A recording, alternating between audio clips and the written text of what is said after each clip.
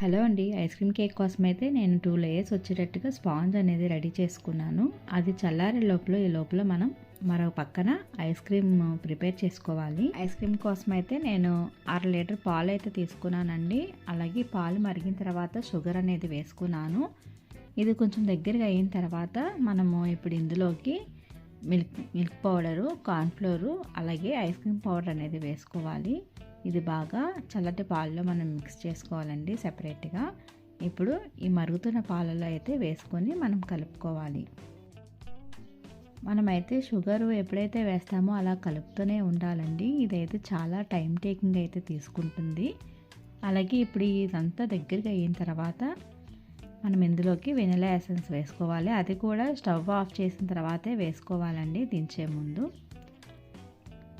మనమైతే ice cream మిశ్రమాన్ని తీసుకున్నాం కదా, అది పూర్తిగా చల్లారిన తర్వాతే మనం బ్లెండింగ్ చేసుకోవాలండి. వేడి మీద అసలు బ్లెండ్ చేయొద్దు మనకి, ఎందుకంటే కొంచెం విప్ అనేది రాదు బ్లెండింగ్కి. అందుకని పూర్తిగా చల్లారిన తర్వాతే మనం బ్లెండింగ్ చేసుకోవాలండి. ఇలా బ్లెండ్ చేసుకున్న తర్వాత మనం ఒక బాక్స్లో అయితే మొత్తం అంతా వేసుకోవాలండి. నేనైతే దీన్ని మా ఫ్రీజర్లో అయితే పెడుతున్నానండి. నేను 1 అవరే ఉంచాను. మీరైతే డీప్ ఫ్రిడ్జ్లో పెట్టాలంటే ఒక మ్యాక్సిమం 3 అవర్స్ అయినా ఉంచండి. వేరే ఒక బౌల్లో అయితే మనం విప్పింగ్ క్రీమ్ అనేది తీసుకోవాలి. తీసుకొని దీన్ని కూడా మనం బ్లెండింగ్ చేసుకోవాలండి. మనం ఆల్రెడీ ఐస్ క్రీమ్లో షుగర్ వేసుకున్నాం కాబట్టి ఇందులో స్వీట్నెస్ వేయని అవసరం లేదు, షుగర్ వేయని అవసరం లేదు. ఇది నాకు కూలింగ్ అయింది కాబట్టి నేను ఇప్పుడు ఈ విప్పింగ్ అయితే మనం ఏదైతే చేసుకున్నామో అందులో అయితే మనం చేసుకున్న ఐస్ క్రీమ్ అనేది వేసుకొని మనం మళ్ళీ బ్లెండ్ చేసుకోవాలి. ఇప్పుడు కేక్ బోర్డ్ అనేది తీసుకున్న తర్వాత మనం స్పాంజ్ బేస్ అనేది సన్నగా కట్ చేసుకోవాలండి. ఇలాగా కేక్ బోర్డ్ పెట్టి రింగ్ పెట్టిన తర్వాత మనం ఏదైతే ప్రిపేర్ చేసుకున్నామో బేస్ పెట్టి నేనైతే పాలతో అయితే సోక్ చేశాను. పాలలో అయితే ఏమీ షుగర్ వేయలేదు. నాకు స్పాంజ్ బేస్లో అయితే స్వీట్నెస్ సరిపోయింది కాబట్టి నేను ఇంకా వేసుకోలేదండి. మీరు షుగర్ సిరప్తో అయినా సోక్ చేసుకోవచ్చు.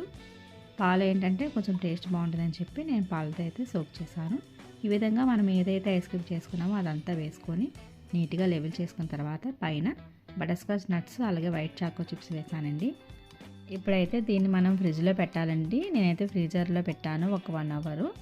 ఇది బాగా కూలింగ్ సెట్ అయ్యింది అనుకున్నప్పుడు మనం మిగతా లేయర్ అనేది పెట్టి ఈ విధంగా సోక్ చేసిన తర్వాత మనం మిగతా ఏదైతే ఐస్ క్రీమ్ ఉందో అది కూడా పైన వేసేసి లెవెల్ చేసుకొని మనం ఓవర్నైట్ అయితే ఫ్రిడ్జ్లో పెట్టాలండి. ఓవర్నైట్ ఫ్రిడ్జ్లో పెట్టిన తర్వాత ఏ విధంగా చేశాను ఏంటి అనేది నెక్స్ట్ వీడియో అయితే కింద ట్యాగ్ చేస్తున్నాను. చూడాలనుకున్న వాళ్ళైతే తప్పకుండా చూడండి. Thanks for watching.